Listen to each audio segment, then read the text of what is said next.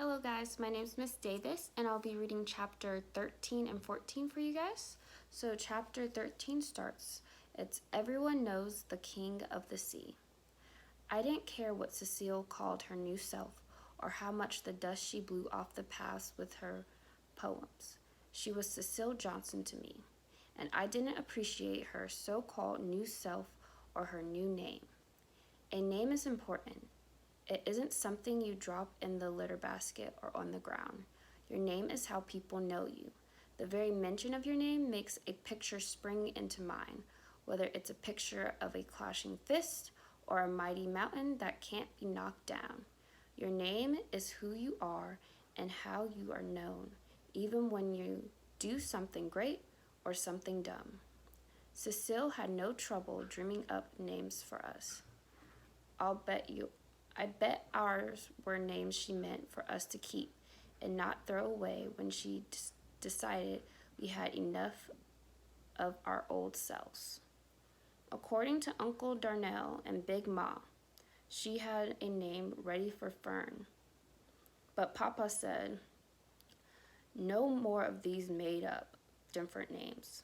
So Cecile gave Fern some of her milk, put her in her crib, stood over her for a while, and was gone. Although no one thinks I can, I remember a time when smoke filled the house. Not coughing smoke, but smoke from a woman's smooth voice singing with piano, bass, and drums.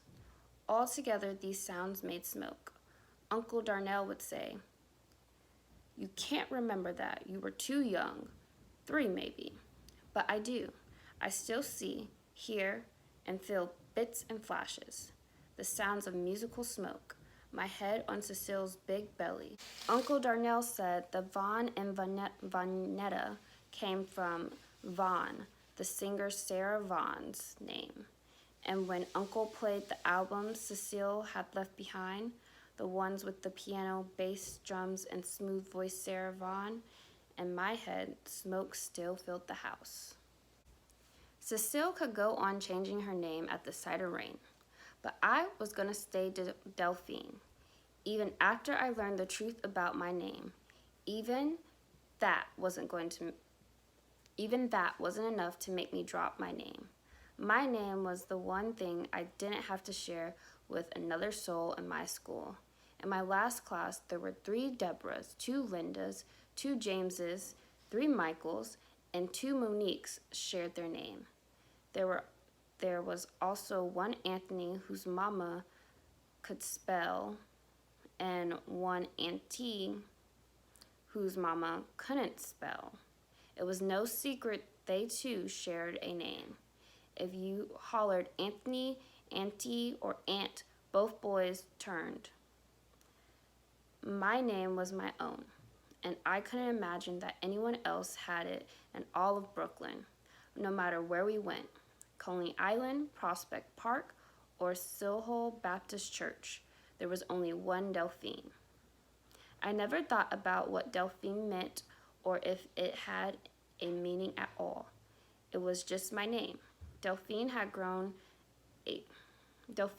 a grown sound like it was waiting for me to slide into it, like a grown woman slides into a mink coat and clips on ruby earrings. I figured since Cecile didn't have a mink coat or ruby earrings to give me when I grew up, she had dreamed up a name that I could grow into. It was one thing Cecile got right. There was no slice or drop of it that I had to share with my sisters. Then that stupid show had come on television, the one about the dolphin that saves everyone's lives and the corals and the bad guys until the sheriff arrives. At recess or on the school bus, especially on Wednesdays, the day after the TV show came on, the boys would all sing. They call him Flipper, Flipper, faster than lightning, or something like that. Then they start pushing me to speak in dolphin. Ellis Carter had been the chief Flipper singer and whistler on one particular Wednesday. I'd beaten him up real good. I made sure it was as unforgettable as a beating as I could give him, so it would burn into the minds of the other Flipper singers and whistlers. When I got home from school, my knuckles were still sore from Ellis Carter's jaw. I told Vonetta and Fern to change their clothes. Hang them up neatly. That would save me from ironing them that night. I told them to start their homework, and I'd be back in exactly 20 minutes to help them if they need it. I told Big Ma I had to get a book from the library, and I would be right back. Then I marched to that library to find out for myself. I gone straight to the biggest dictionary in the reference section. There was a dictionary so huge you needed both hands to manage turning the pages and making the book stay put. Good old Merriam-Webster. I trusted Moraine because I thought instead of having children she didn't want, she wrote the dictionary. She didn't have anything else better to do. Probably didn't have sisters and brothers to see after, which is why she knew every word in the world. Big Ma would have said Moraine might as well be useful. I turned to the back section and turned past the Z words, past the phases of the moon and the metric system, and finally to the given names. I finally flipped a few pages to get to the female D names. Then I turned and thumbed past Daisy, Delphine, Deanna, Deborah, Delilah, Dolores. And there it was, the name I had been sure Cecile had dreamed up when she stared out the window at the musical smoke blew through the house. There it was, in a book, broken down into 2 syllables, spelled exactly the same. There it was, my name, Delphine. My nostrils had flared, my breathing had raced, my heart pounded, not only in my chest, but through my body. This changed everything. My mother hadn't reached into her poetic soul and dreamt me up a name. My mother had given me the name that already was, which meant she hadn't given me a thing, not one thing. How could this be? When a woman's deep, smoky voice planted Vonetta's name in Cecilia's mind. How could it be when Cecilia dreamed up a name for Fern so marvelous that the idea of not being able to give it caused her up to leave us? I didn't need to ask any further. The proof was right there. I shared my name with some other Delphine, and she, just like I, according to Miss Merriam-Webster, had been named for a dolphin under the sea. All this time I've been holding my head up, feeling superior to Ellis, Willie, Robert, James, the Michaels, Anthony, and Antony, because they were stupid boys. My knuckles still smarted from socking Ellis Carter in the jaw while he had been telling the truth. I had been named for a dolphin, a big fishy mammal with a wide grin. Learning the full truth about my name had been more than I could bear. The librarian got up from her desk and put a Kleenex in my hand. I hadn't even known I'd been making a grand Negro spectacle out of myself, bawling over a word in the dictionary. The following week, when Flipper came on, I'd gotten up and turned the television off. Vonetta and Fern belted like billy goats, but I'd done what I always did and distracted them. I said, "Tonight is the game and cookie night." I brought out the Candyland game, poured the milk, and piled a nice stack of Oreos on a plate. I hadn't cared if I ever saw that grinning mammal again. Chapter 14, Coloring and Lala. The next morning, Vonetta, Fern, clutching Miss Pattycake, and I left the green stucco house and went to the center, where we stood on line until the doors opened for breakfast because Cecile wouldn't cook for us in her kitchen. While we ate hot oatmeal and sliced bananas, a truck from a local store pulled up and dropped off loaves of bread and crates of orange juice. Within minutes, the smell of toasted bread filled the center, and small cartons of orange juice were placed on our trays. The young white guys who delivered the bread and orange juice knew the Panthers. They stayed a while and chatted with them. I had my eyes on them the whole time, waiting for something to happen. I felt silly once I realized all I was watching was talking and laughing. When Sister Pat came around with with a basket full of toast, I had grabbed 2 pieces, one for me and one for Fern. Vanetta, who was buddying up to one of the 3 sisters, could get her own toast. It wasn't at all the way the television showed militants. That's what they called the Black Panthers, militants, who from the newspapers were angry fist wavers with their mouths wide open and their rifles ready for shooting. They never showed anyone like Sister Monkumbu or Sister Pat passing out toast and teaching in a classroom. I started to think, this place is all right. I watched the white guys leave unharmed, laughing even. I couldn't wait to tell Big Ma all about it. Then I heard Crazy Kelvin say, "That's the least that the racist dog can do." And just like that, he spoiled what I thought I knew. When we entered the classroom, we found the chairs and tables had been pushed to one side of the room. In the middle of the floor were white posters covered with outlines of wavy writing. We stood on the edge of the room, surrounding the posters like we were on dry land and the posters were floating out to sea.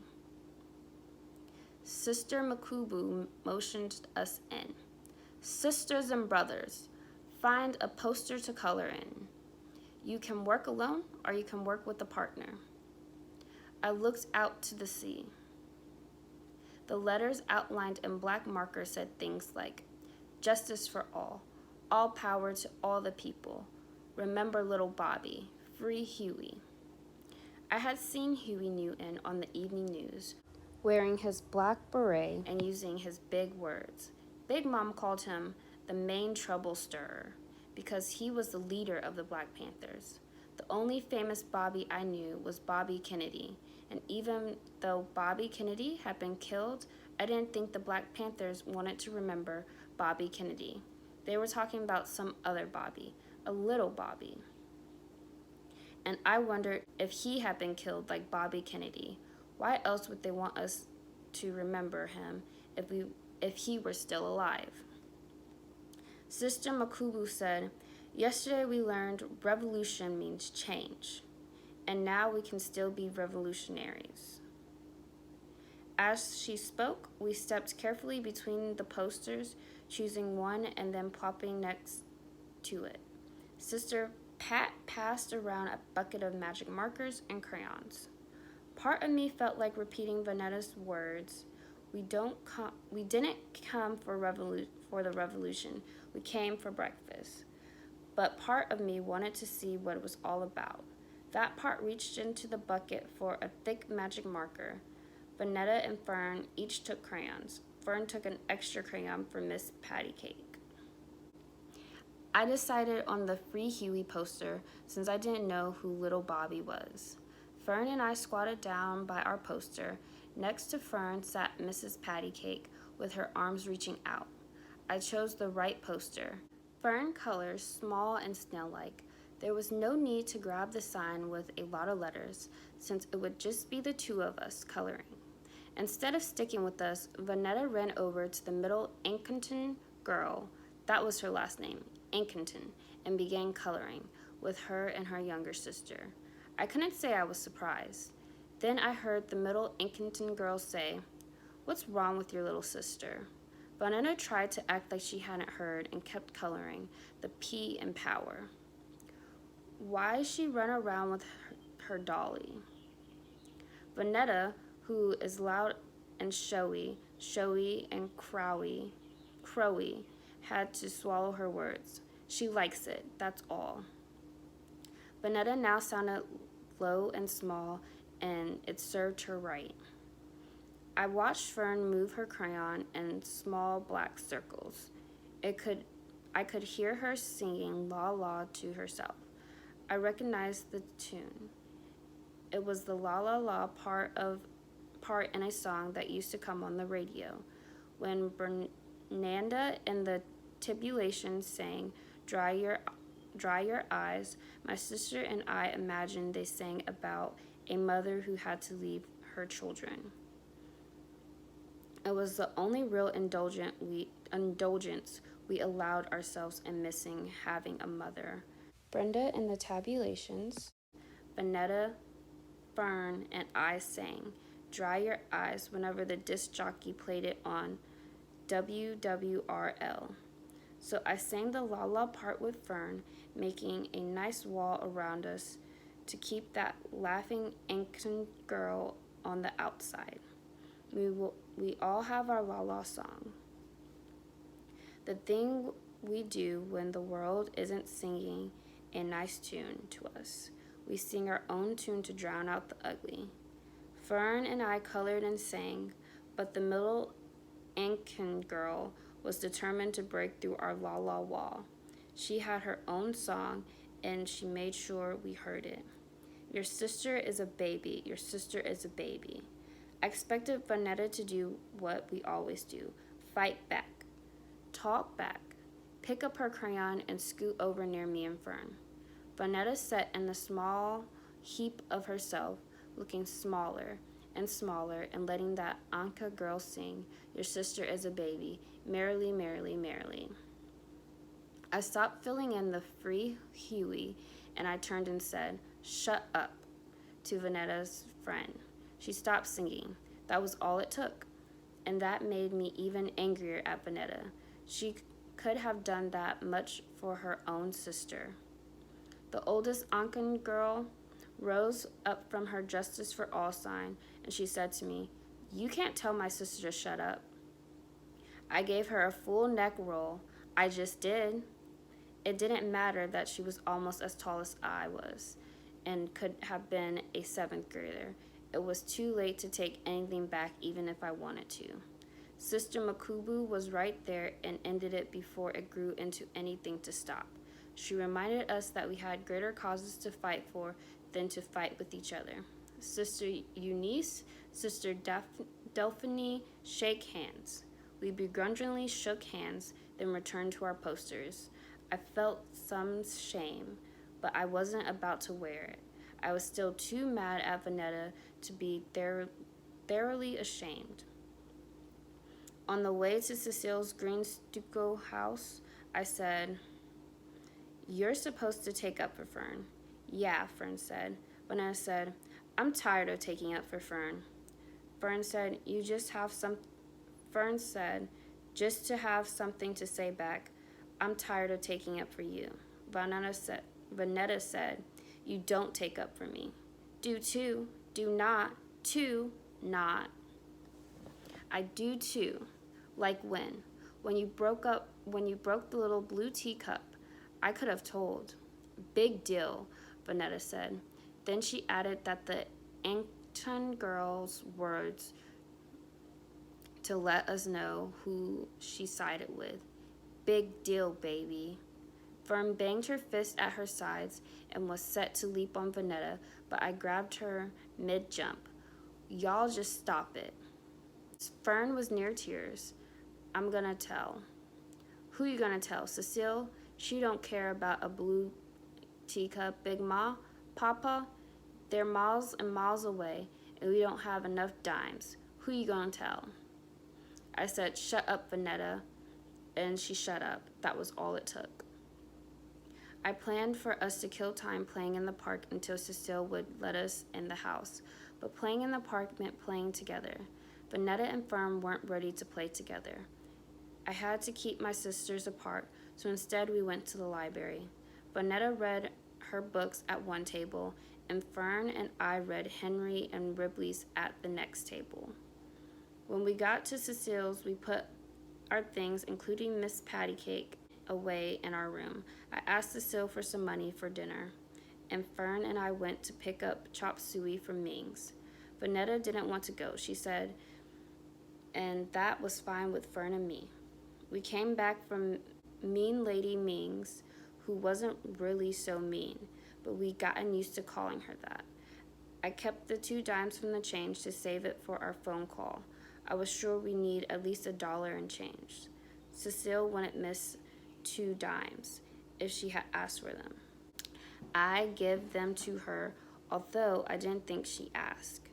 We spread the tablecloth on the floor and loaded up our plates. I said the blessings and we ate. Vanetta suddenly became chatty Cathy all through dinner, and I figured she had enough of being a part of Fern and me, and now I was glad we were all together. But it was too much chatty Cathy for Cecile, who told Vanetta to stop disturbing the silence and that quiet was a good thing. To that, Vanetta started humming that song on the radio that goes, "Silence is gold, but my eyes still see." Cecile couldn't figure out how Vanetta was hers. Before Cecile did something crazy, I gave Vanetta the look and she stopped humming. After dinner, we headed for our room while Cecile put everything away. For once, I didn't care that she wouldn't let us in the kitchen, where her papers hung like wings. I didn't mind not having to wash dishes or mop the kitchen floor. This was the order that we entered the room. Fern first, me next, and Vanetta last. I would have known something was amiss by the way Vanetta lagged behind. Fern and I soon learned why. Chatty Cathy hadn't missed the company of her sisters. Chatty Cathy had been up to dirty tricks. A black magic marker lay on the floor, the same kind I used to color in Free Huey. Vanetta had gone over Miss Patty Cake with the black magic marker, leaving pink lips and pink rose circle cheeks out on the once white face. To tell the truth, Miss Patty Cake was never as white as the day Fern got her. After enough biting, dragging around, and loving up, Miss Patty Cake was off-white, or light-skinned, as Fern would say. As it was, Miss Patty Cake was a long way from her pinkish white self. Fern screamed, louder than she screamed on the Coney Island Ferris wheel, louder and longer than she screamed when the dentist stuck her with the Novocaine needle. Fern's fist never made it into a ball. She screamed and threw her body into Vanetta like a missile flying into outer space. Vanetta and Fern fought all the time, but not like this. Cecile burst into the room and pulled them apart. That was the first time she touched either one of them. She turned to me. Why did you let them fight like this?" I didn't say anything. I just wanted her to come in here and act like a mother, a real one. "Answer me, Delphine." I raised my shoulders and sat them back down. That was my answer. "And you, Vanetta, what do you call this?" She held up the black scrawled grandbaby to Vanetta's face. "No wonder you couldn't stop lip flapping to Fern," she said. "You're too big for this anyways." But Cecile didn't offer Fern a hug. She didn't bend down to wipe Fern's tears. She still didn't call Fern by her name.